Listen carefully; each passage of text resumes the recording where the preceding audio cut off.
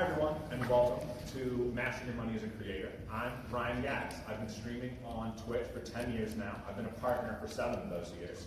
And I'm also the Director of Gaming at Fidelity. I'm super excited to present this panel to you guys. We're going to talk about the unique financial situations of streamers. I'm talking about things like a variable income, not having an option for employer-led health care, not having a retirement vehicle offered by your employer, and the limited longevity of streaming. And we're going to do that by going through the journeys, the creative journeys of the talented creators on stream today, Swiftor. Hi, glad to be here. Excited to wait a bit. And Springsims. Hi. And we're going to be led the entire way by Kelly Landon, the Senior Vice President of Emerging Customers at Fidelity. And hi. So we're going to get right into it, and we're going to start with a fun question. We're here to talk about money and how you make it, and how you can save it and make it work for you down the road. But let's start at the very beginning. Swiftor, let's start with you. Yeah. Let's start with your journey streaming, and then getting to partnership, that moment, and now you can monetize. Oh, for sure. So I'm really old. I started streaming in 2008, back when Twitch was previously just on TV, and the only reason I streamed was like, between jobs, and really bad. I'm like, oh, if I stream, I can like talk to people, get better at talking. It hasn't done that well. But it was great to start streaming. People actually watch me. It was wonderful. I still went. My viewers actually helped me find a job at the time at a gaming company. It was really great. So I was working full time, streaming a couple days a week, and eventually in 2013, Zynga had bought our company, then laid us all off, and it was a pivotal moment. Like, people still watch me when I stream a few times a week, and it was like, what do I do next?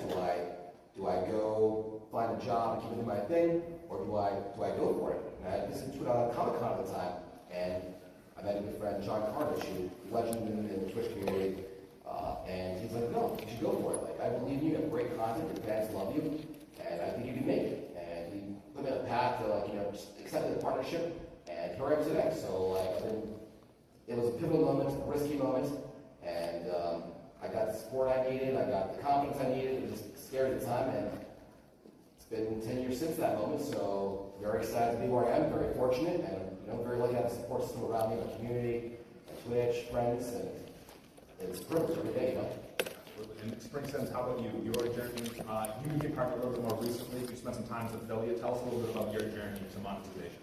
Well, I started streaming back in 2017, and it was a very interesting experience because I wanted to be able to share my love of playing The Sims with other people who like playing The Sims. And in that time, I got affiliate within like a couple of months or so in 2017. And in that year of figuring out what I wanted to do, what I wanted to stream, and where I wanted to go with it, I knew that partnership was something I wanted to achieve. And so I got partnered in 2020 in the pandemic, and it was a very interesting experience because I remember I got an email while driving into my little garage at my parents' house.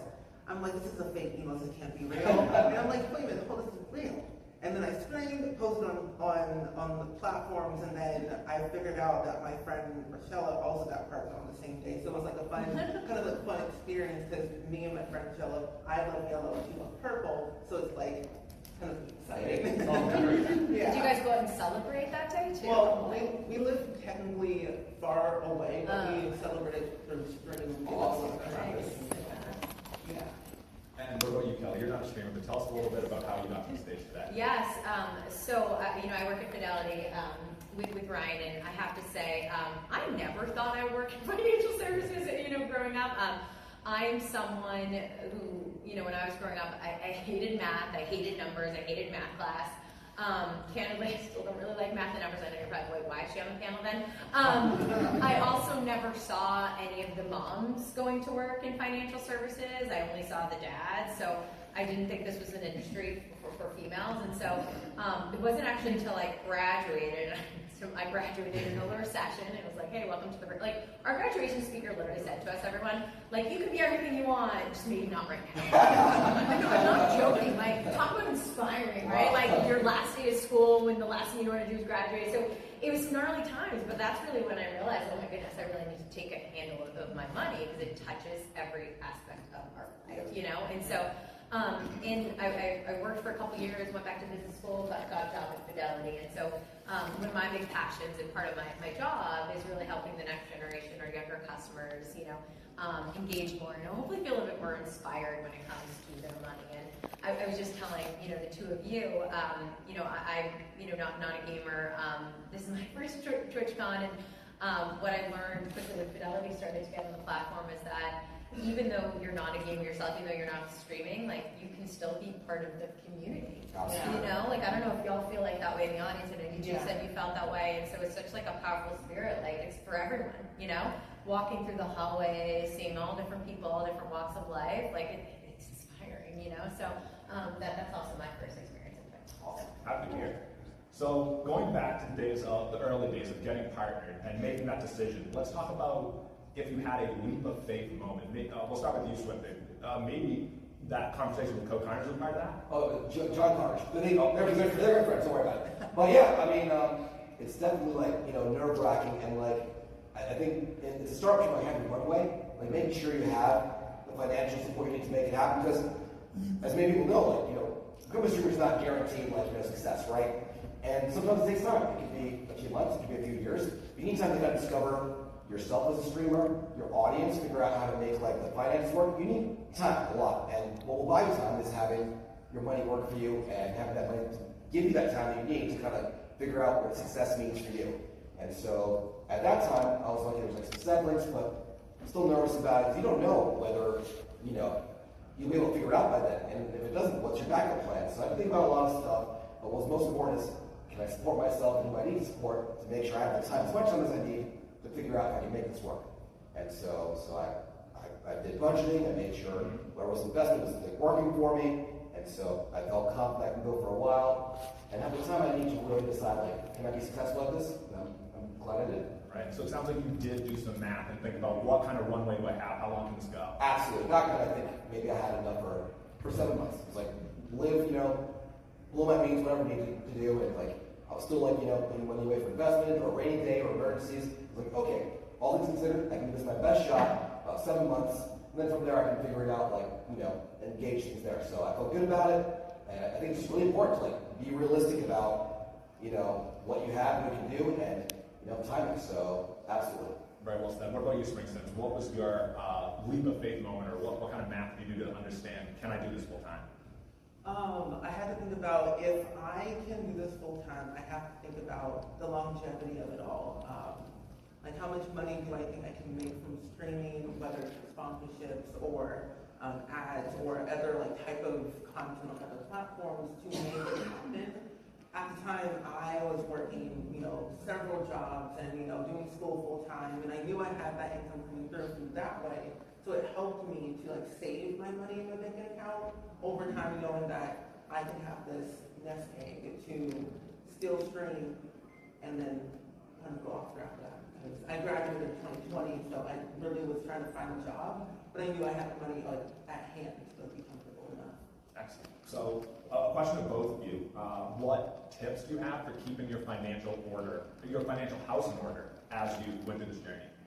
Sure, I like spreadsheets. Like, I like just like seeing what are the numbers, where's it going? Like, why am I subscribed to 7 streaming services? Do I need all 7? Like, just like sometimes we can be afraid to look at like what the numbers are, but it's really important to embrace it. Like, if you want to succeed, you need to know what you're working with. You have to look at it, and it's hard. It's like, break it down. How much am I spending on eating out? How much am I spending on, like, what can I do to like maximize the time I have to like make it work? So you want to buy yourself as much time as you can to be successful and find that success. And I think looking at the numbers and being honest about it and being like, is really important. To check it out. Everyone has their own way of like working the numbers, but be real with the numbers and do what you can to like, make the most out of it. And you, Springsims? Yeah, I agree. I love spreadsheets. I like seeing the numbers and understand like what am I spending, where is it going, and this is like worth it. And ask myself, do I actually need it or do I want it? If I need it, then yeah. If I want it, it's like gotta cut it off. So spreadsheets are way.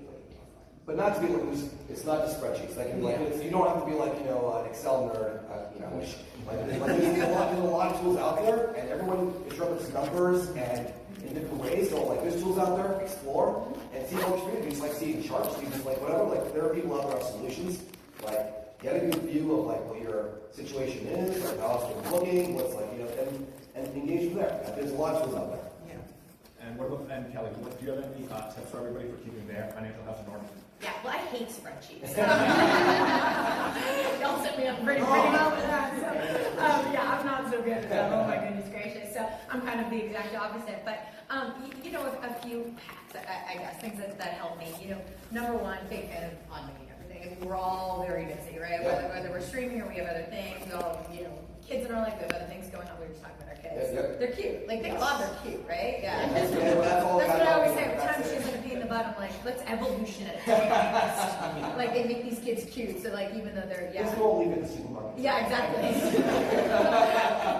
Anyway, I digress. So, but anyway, so like, you know, automate things. You know, one of the things I've been doing, you know, for as long as I can remember is that every single week, a portion comes out of my paycheck, goes directly into an account that I rarely ever touch. That's kind of like my emergency fund, like just in case anything happens. And, you know, I think as my life has evolved, you know, I've really leaned into different hacks. So for example, I didn't get my first credit card until I graduated school. I didn't actually realize that you kind of needed a credit history. Yeah. It's like, whoa, my debit card's not a credit card. So, and so, you know, when I got that first card, my biggest hack is that I just put a single utility bill in there. My first utility bill at the apartment that I rented, and I set up automatic payments, and that was it. That's how I slowly started to build credit. So that was hack number one. Then when I got to Fidelity and I had access to a 401k, which is an employer-sponsored retirement plan, I immediately said auto increase. So every year, like what I'm contributing goes up by $1. I leaned in, and I actually have Fidelity people managing my money. Like again, I hacked at that. And then most recently with kids, there's something called a 529 account. So there's an account you can set if anyone has kids. Is it just us? Did we the only two inside? There's any parents out there raising hands? There, all right. Yes, okay. If you don't want your kids to, get student debt one day, there's something called 529, which is actually an account you can start putting money aside for your kids' education. And so my hack now is that my credit card that I have, the access cash goes into the account. So, you know, I just have always tried to look for opportunities to just like put a little bit away or automate things or set myself up for success so I don't have to think about it. So. Very smart, so forget it. No, they roll over to Roth now. I mean. Yes. Hey, you want to go? I got mic'd up. So now, in the journey that we're going along, you guys are full-time streamers, and we want to know what are some of the financial challenges you face today. Let's start with you, Springsims. My financial challenges, I would say, when it comes to being a full-time streamer, you gotta learn that it's not always consistent. There's like subscriptions and or like subs, technically, ads, sponsorships. It all comes and goes, so you never really know where your money is like coming from. Like how, like you say, I earned $5,000 this month. Sometimes I earn like $2,000. It's kind of up and down. So I would say like the problem was like the financial struggle that I had, not knowing how much I would earn the next month and the next month after that. Especially knowing that taking at least like 30% of what I made that month to like a savings account or 401k or something like that. Absolutely. Streaming can be a turbulent road. Like, you know, a lot of my income depends on what people like this year's Call of Duty. And sometimes you get Call of Duty that people don't like, and it's like a rougher year. And so, you know, making sure you plan and save and stash away for those rough times is important. But also, as a streamer, I feel like in gaming, there's a lot of temptation, you know? Like, do you really need that 360 hertz, whatever monitor? Like, will that make an impact for your stream? Do you need, like, you know, that $300 mouse or whatever? Or the, you know, like, it's sometimes you have to look at it and go, like, how much impact will this really have? Do I, you know, and be smart about how you spend. Because, you know, gaming is just things, there's always new games, new services, new options. And I think you just need to take a step back and go, like, all right, what is best for my community, my stream, myself? And, you know, like, be objective about what you really need. So I can be guilty of, like, splurging, but maybe sometimes we're like, oh, maybe I should make sure my kid can actually go to college later on. But yeah, so, you know, like, the best bang for your buck and making sure you save for, like, you know, tough days when they come and celebrate. Because the other thing is important also to celebrate. You know, the good days, like my watch again, the best like month of my life. I'm like streaming and I give myself. I think that's important too. So don't always have to be in, you know, a mindset of like, you know, hardship. But, you know, celebrate your wins and plan for any turbulence or anything that happens. I think it's important both ways. Yeah. Well said. And so, Kelly, I know this is something that you and your team focus on a lot. People getting organized and ready now to benefit themselves in the long term. What would you like to add? Yeah, I mean, I think so much of our money is tied to the different life events and the different things that are happening in our life. right? And it's at those moments that causes us all to pause and kind of take a step back and think of our finances. So, that's a good thing. And Yes. I think both of you guys highlighted something with streamers and creators, although at different times your income can vary. You Yes. highlighted that. What doesn't vary at times is your expenses. Yeah. Those things. And so you're like, oh God, what do I do about that? I almost wish sometimes those varied. So, in that sense, I go back to automation, candidly. There's this big trend on TikTok now, but it's something that I leaned into before, like envelope stuffing. Have y'all ever seen that on TikTok? Like, go look it up. Someone said yes, and my buddy probably before said it again. But again, go look it up on TikTok, where literally people are taking envelopes. Right. They're writing what they're saving for. They're putting cash in it, and then they're sticking it under their beds. Now, do I advocate for that necessarily? I would prefer you to invest it, but the technique of envelope stuffing and the themes of that is powerful. Because what I mean by that is I can really take automation and use that to your point, okay, I'm gonna automatically put 30% towards this, 15% here, 5% towards this. It's really helping, your life manage it in a way, because even if everything else is varied, if you stick to that automation, if you stick to your envelopes, it can help kind of manage the variability of it. And so my team just launched an experience, I don't know if anyone has teams in the room, it's called the Fidelity Youth app. And what we did is we tried to digitalize, envelope stuffing, where we take in one account and we use this concept of money buckets. So you can start to bucket out your money, you can envelope stuff digitally. So that's something, a learning that we took, we started to digitalize it, and we're hoping to even expand that outward. Wow, that's very cool, actually, yeah. Wow. So that's my biggest tip. All right, so let's talk about 9 to 5s and how that can relate to your ability to stream and as a streamer. So Swiftor, let's start with you. You had a time where you were working and streaming. What tips do you have for balancing streaming and having a day job? I think, day job always came first because that is what pays the bills, what keeps me, going. But, I really enjoy streaming. My community, thankfully, watched, and it was just striking balance. I back then, between 2008 and 2013, I would do 9 to 5. A lot of times, more than 9 to 5, even work demands it. But I always try to stream 2-3 times a week, having a schedule that was consistent, every Tuesday, Thursday, Saturday. And I was always there. And so that way I can kind of gauge, people still enjoy the stream. And I think now keeping that schedule going, now to get, 9 to 5, take care of that, stream 3 times a week. People usually expect you on those days when possible. And then when that pivotal moment came to kind of go full time, it gave me a much better sense of the kind of support I could have. I think taking, too long of a break between streaming and coming back to it, it makes things a little tougher. It's tougher to get back to swinging things. I've seen a lot of fellow streamers where they take a break, and sometimes you absolutely have to, life stuff happens. But just do the best you can to take care of your foundation, be able to save, be able to take care of yourself, but also spend that time with the community if you're able to. And what about you, Springsims? You were at one point going to school, streaming, and had a job. What was that like? How'd you balance all that? Sanity. So yeah, I did technically have, I had 2 jobs while going to school full time, and I was streaming, and I was living out as well. The way I balanced it was actually planning my day of what I would do each day.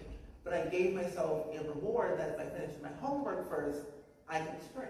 Or I could, go a little bit longer or something like that. I think school is very, very, very, very vital, because one thing that I learned is that my degree actually helped me grow as a creator. And learning from what I've learned in school allowed me to actually make myself full-time, because all the skills that I've learned from school, my teachers, I could apply that to other things. And I would say that all of that being said, it's all comes down to it. You have to make sure prioritize what's really important and what makes you an actual streamer, what makes you want to actually stream, so you can do it full time if you want to. But think smart about it though. Just don't stream because you just want to stream, but if you have other things, prioritize that. I like your self-rule thing. I see that as when I was younger too. I could only go play Super Mario RPG if I finished my my geography homework. I had to finish it, and then I feel setting rules for yourself and stick to that, builds discipline, and so saving more, saving, right? I want to save X amount, and then I'll have to spend that and spend fun. Don't buy the pre-order first until you've met your monthly savings goal, or whatever it is. So I think it's important. If you have structure and it's comfortable and it works, can build that routine and really build on it. So I think it's super important. Would you guys ever ask, like, when you're streaming, would you ever ask those who are watching you, like, streaming, would you ever ask them to hold you accountable to your rules? All the time. I'm not even joking, because, like, good for you for having that self-discipline, but, like, sometimes you need also someone, like, I would throw it out there, and I'd be like, hey, y'all, listen, make sure I don't come on here, because would you ever do that? They love holding you accountable, right? Like, you haven't stood up this hour. You made water yet? Like, you guys all know. You're not hydrated. Like, you know, yeah, the greatness of the community. That's it's really powerful. And it goes both ways. It's like, all right, time to stretch. You want to stretch with me? I can't tell if you guys are stretching or not, but That's true. Yeah, it's very, very, very, very important to always have the accountability for yourself and also for others too. Yeah. So Kelly, a question for you about 9 to 5s and money. What do you think creators who have that steady income through their 9 to 5 should be thinking about when it comes to their financial goals, and how that could maybe help them start planning for a day that they want to stream full time? Yeah, so I mean, great question, and like you guys, like when I first got my first job out of college, I was making nothing, and I needed to get a second job. So I had my 9 to 5, and then I had kind of my side hustle. Went back to school. I had school, which was like my 9 to 5, I would say. Yeah. I was a server at a restaurant on weekends. Even when I worked at Fidelity, I went back and I was a server, when I first started there, and so I've always experienced that. And, one of my biggest pieces of advice, and I don't know if this is going to come off sounding bad, but take advantage of the benefits that your 9 to 5 job will provide you. Lean into those. Okay, so for example, I've already mentioned the 401k, so your employer-sponsored retirement plan. If you're in the non-for-profit sector, you might hear a 403b. If you have access to that, take advantage of that. Make sure you put enough in that account to meet your match if it's offered, because that's free money. That's literally your employer saying, hey, I like you, you too, so I'm going to give you some money. And so definitely take advantage of that. Other benefits, Fidelity actually helps individuals pay back their student debt. Wow. Fidelity gives you healthcare benefits. I think you had mentioned earlier, like health is such a big expense on people. And so take advantage of any single benefit that your 9 to 5 is providing to you, because you deserve that, And so take advantage of that, and that can also free up your money for some of the other things. And if you don't necessarily have that 9 to 5, but you still want to do things like start investing, there's something called a self-directed brokerage account. It's not a taxable account, it's not tied to your retirement, but it's a way to make your money work a little bit harder for you, investing that money, take advantage of compound interest. If you wanted to buy a house one day, or if you have a bigger goal, that's also a good option as well.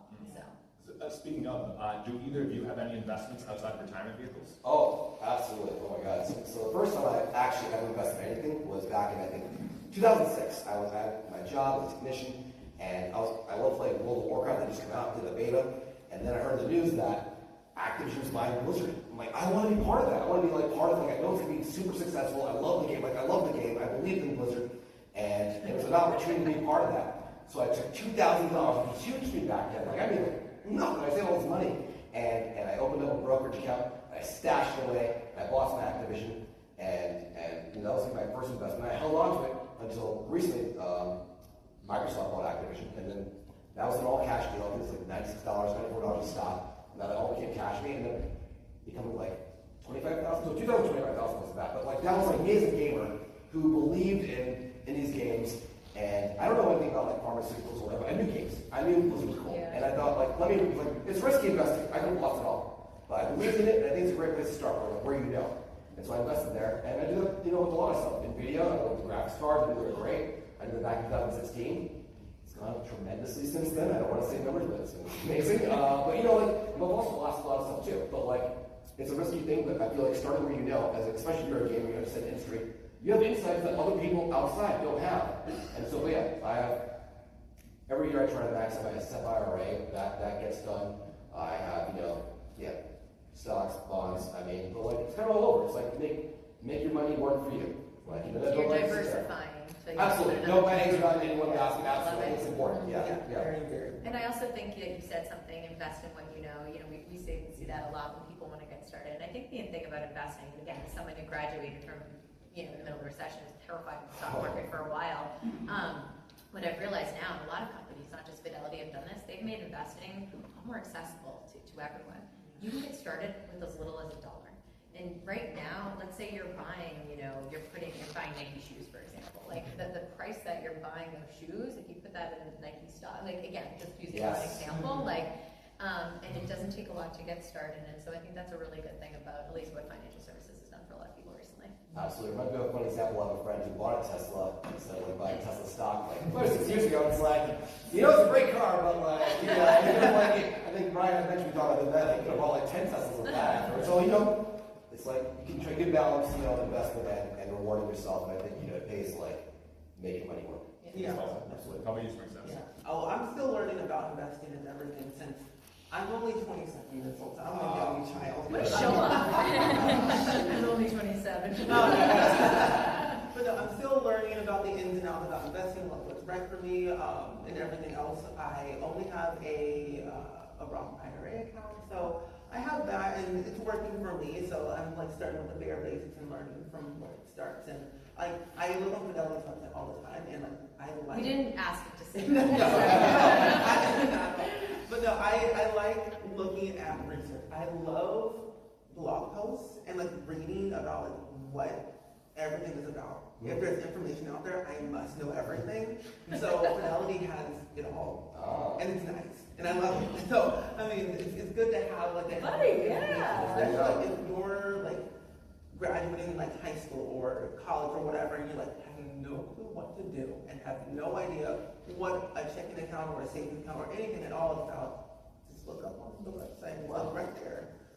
So knowledge is power. There we go. Yes, and honestly, like, you're doing so much. Yeah. Seriously, no, there's so many 27-year-olds and younger who aren't. No, I'm serious. Like, you're an investor, buddy. Yeah. Like, that's like be proud. No, I think it's amazing, and I think what's great about starting young is time's on your side. Yes. And you have that much more time to take advantage of compound interest, but B, if the stock market does ebb and flow, because that's what it does, you can weather those ebbs and flows, you know, and you can take on a little bit more risk because you are young, so you probably won't need that money for quite some time. Right. So yeah, so you're doing doing awesome. Saving for retirement. Yeah, wow. Yeah. No, that's, if you're Yeah. young, take it back. Seriously. You are an excellent role model. Yes. Absolutely. I think it's awesome. Yeah, thank you for that perfect segue, Springsims. So I want to ask you, Kelly, Yeah. now. Let's talk about the long-term game of Okay. investing and people thinking about, well, one day I'm going to want to take a step back and retire or move on to the next chapter. And how can people save for that, but also prioritize their wants and needs right now? Yeah, it's a great question. So everything Spring says, I didn't do when I was his age. So when I graduated, I've referenced this now a few times. I got my first job, I got a job in the restaurant industry, and I specifically remember the manager kind of sitting me down and talking about the benefits of the job. And he said, will you have access to a 401k? And I was like, cool, what's that? And he was like, oh, it's something for your retirement. I was like, I'm 22 years old. Like, what are you talking about? I'm never going to retire. And I was like, tell me more. And he's like, money comes out of your paycheck and goes into an account. And I was like, hold on. Like, I'm not making anything. So you're going to take more of my money and put it, okay, keep going. And it goes into the stock market. And remember, guys, 2008. I specifically remember sitting at the bar in the restaurant. Behind me was like CNBC or something. And it was like, everything was on fire, right? And I was like, so you're telling me, okay, this is for my retirement. I'm 22. Okay, money's coming out of paycheck. You're not paying me anything. And it's going into the stock market, which is bad. So, do y'all want to guess what I said when you said you want to open this thing? The right thing to say would have been yes, of course, and I do it. Okay, guys, right thing to say. What do you think Kelly said? Of course not. Yeah, I said hell no. Yeah, so like everything Spring said, I did not do because I was terrified. I did not have the long game in mind. I didn't realize everything we just talked about. Everything you're doing right. I didn't say that, and so. You know, as a result, like to this day, like I look back and I'm like, oh my goodness, like I wish someone educated me. I wish people sat in on a panel like that and people started telling me. Because again, even if it feels daunting, if it feels like, well, I don't have a lot of money to do that, like trust me, if you have a few dollars, like it can add up and make a big difference in the long run. Yep. So now we talked a little bit about retirement, but let's not discount the other things we have in our life, right? You know, we're not just thinking about the future. Like we all have bills to pay. Like some of us have a lot of debt, student debt, credit card debt. Emergency fund, how vital is that? So, you know, there is a way to do both. Where I always do like to start is really making sure I have money set aside in case the unexpected happens. I already shared my hack with all of you guys. Like, I have, you know, a certain amount of money. It comes out of my paycheck each and every week, goes into an account. I kind of don't touch it, set it and forget it. That's my emergency fund. You know, we recommend just putting anything you can. You know, if you can get $2,000, what a big win. If you can get anywhere from 3 to 6 months of your essential expenses, you know, wow, that should be the ultimate goal. But just anything, team, that you can really set aside, I urge each and every one of you to do that. And then credit card debt. You know, I was joking about my experience with credit cards. Like, I didn't get one until I graduated. Like my parents like always kind of put the fear of God in me. I like never got one, and so but I didn't realize how important it was, how it could lead to other things. But it can also be very scary, right? So like always treat your credit card like it's a debit card, but build credit responsibly. But that should always be the first debt you really pay off, right? Yep. Always try to pay off that high interest credit card debt, and then move on to your student debt as well. So emergency fund, pay off your debt. Take advantage of your 401k, your employer-sponsored retirement plans. If you have access, put that money to work and invest. Like, there's a lot of different things, but if you kind of sequence it out, use a spreadsheet, whatever works for you, you can do it, okay? It does not take much. A little bit of effort can go a long way in the long term. Absolutely. So, I'm dying to know really quick, is there anything that you two are saving for right now? How about you, Springsims? I'm saving for a house one day. Oh. Yeah, I would love to have a house. 1 story, 2 bathroom, 1 level. I can't be serious. Your Sims brain is already putting on that house. Yeah. The 27-year-old can't do stairs. Oh, poor guy. On my side, I'm very fortunate to have, be in a great position right now. But for next, I've got 2 kids growing up, and I know what I've got now won't be enough for them. So just getting ready to meet the needs of my wife and my kids, and making sure there's room and room for me to stream, please. So I'm just saving up for whatever the next home, if there is one, whatever that would be. So yeah. All right, so I've heard it said, and maybe you guys have too, that when you go into a classroom of young people, let's say in elementary school, and you ask them what they want to be, a lot of them say, I want to be a streamer, I want to be a content creator. When in the past, they might have said, I want to be an athlete or an actor or something like that. We all heard the stories of specifically athletes making a lot of money initially, but then going into dire financial straits near the end. So, Swiftor, I'll start with you. What are you doing now to think about the day that maybe streaming isn't as lucrative? Or do you want to take a step away? Oh, for sure. I think about that almost every day. It's like, what if people don't watch me? What if VR or AI stuff takes over? They just watch my videos and recreate me. You don't know. You don't know. MySpace is things just may not last forever. They do. Please stop watching it. But you don't know. So I save money. I'm always looking at what other opportunities there are, and whether it's investments or other opportunities. Keep your options open and just plan what are some other ways they can do it. It's really important. So don't take anything for granted. Do your best. Love, do what you love. I think it's a privilege to be able to stream, and it's wonderful. And people have things you enjoy and what other opportunities there are, but it's always what if? And just be ready to pivot. And having the resources is incredibly important. I mentioned having that runway earlier. I definitely focus on my savings and having something in the investment. Some things are something liquid is when you can sell stocks and get some money immediately, or having cash and savings, or having being able to tap that. So I like to make sure that I have some funds. I want to do something different. So I'm in reality now a big thing. Do I have the resources I need to kind of pivot into that? I think it's important to have the option to explore something new, be able to change, and just have that. Don't be pigeonhole this fails that I've done for you. You want to make sure you have options, and I think having that financial freedom to pull it off is really important, and you should plan for it. All right, and what about you, Springsims? You're earlier in your career, but are you thinking about this now? Yeah, I'm always thinking about it. For me, I always say never put your eggs in one basket. So I'm literally crazy and will do anything. So I love experimenting. Tell us more. Yeah. I like doing different skill sets. I love graphic design. I love video making. I love acting. I love dancing. I love singing. So I love doing everything. And I did all that in high school, which is insane. But no, I like putting my skills where needed, and if streaming just falls off and it's dead, I know I'll be okay to have savings and everything all backed up, and I know that I'm valuable somewhere else. So yeah, having foundation is so important. I got my college degree in bachelor's in computer stuff, and I can always fall back, and I think it's important for everyone who loves streaming and wants to be a streamer.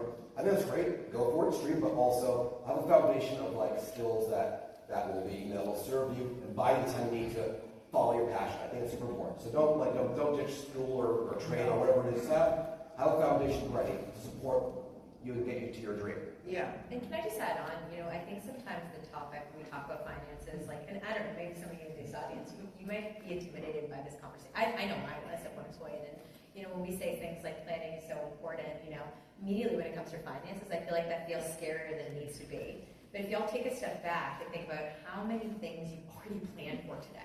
You know what I mean? You planned what you were going to wear. You're planning what sessions to come to. Thank you for coming to ours. You know, you're making these plans, and these are for kind of the everyday. And so you think about your money, it touches every aspect of your life. It can lead you to have a solid foundation, but it can also lead to the things, buy the things that make you happy. So please make sure that you is just as much time thinking about the plan for your money as you do kind of the trivial day to day, because that can help you kind of have the days that you're having today as well. Absolutely. I also think, like you brought up the credit card history, some of that. Yeah. It's fun to look at that stuff as like a game in itself. I think it's very natural when you're like a FICO score is like how long you had a credit card, are your bills paid off? If you look at it as a getting a score, it's like a fun way to approach it. So I feel like gamifying, it works well. Like gamifying, your finances also works really well. Like if you need a goal, reward yourself. Like there's all sorts of ways to kind of like approach it. So it's very powerful.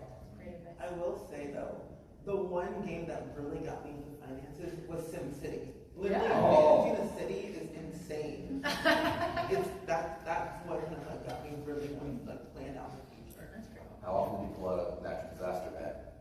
Not too many. That's all of us, yeah. Recently. Yeah. It wasn't my own fault. Fidelity. My favorite.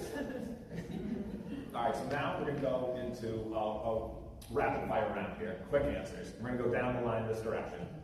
Kelly, we'll start with you. What is the best piece of financial advice you've received? Oh my God, the best. I've given, I think, some tidbits as well. They think, one of the first things that comes to mind, I've already said this a few times, something my parents used to always say is that treat that credit card like it's a debit card. And what I mean by that, team, is that physically do not put anything more on that card than you have in the bank. It can help you lead to so many different things. It can allow you to rent an apartment one day. It can allow you to get a better mortgage on a home if you want to buy that dream home one day. But if you abuse credit, it can get you into a lot of trouble. So I'll take the credit thing because we talked about investing in retirement, but that's one piece of advice I've always got. Mine is all don't put your eggs in one basket. I've learned that a lot because if you put just do one thing and it falls apart, what else do you have? So do different things and multiply your income. That way you're secure. The most impactful thing I've ever heard was maybe my 20s. I heard listen to a podcast or something, and the guy said, think of each dollar you have as a soldier or work. You want that dollar to work as hard as it can for you. So whenever I buy something, it's could I be making this work harder or something else? So you need to appreciate every dollar you spend. And does it work well for you? In a bank account, could it be in stocks working for you? Could it be doing X, Y, Z, an investment in your streaming setup?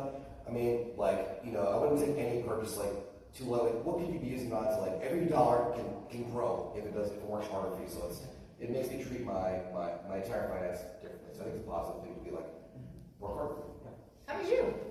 Oh, we had a great Yeah, report. sorry, Your turn, yes, Ryan. he's not prepared for this, but what's the best piece of financial advice you've ever gotten? That the power that time gives you. That the earlier you take action, the more you will benefit down the road. I'm very fortunate that my dad instilled that in me at a young age. Great. Okay. All right, well, thank you everyone for joining us. This has been an excellent panel. I know that I've learned a bunch, and I hope that you have too. If you have questions about what we talked about today, or if you want to join the community of like-minded gamers and investors, you should join our Discord server, discord.gg/Fidelity Investments. And for people who want to learn more about research and learn more after today, Kelly, where can they go? Yeah, you can check out fidelity.com/trading, and you can always go there for advice, for help, and we're here to support you. And if you have any questions after, Yeah, absolutely. Absolutely. Okay. Thank you very much.